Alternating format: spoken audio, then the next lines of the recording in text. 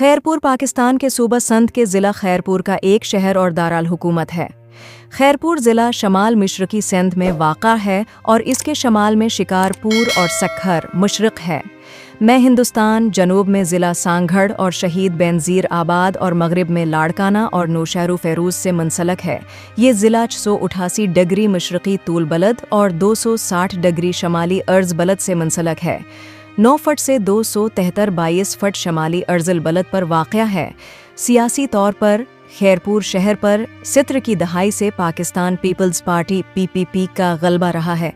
गैर मामूली मवाक़ी को छोड़कर जहां दीगर जमातों ने भी अब या इस वक्त अपनी जीत के निशान छोड़े थे, लेकिन कम व बेश इस शहर की नुमाइंदगी PPP से ताल्लुक़ रखने वाले EMNEs सूबाई और कौमी असम्बली में करते रहे हैं।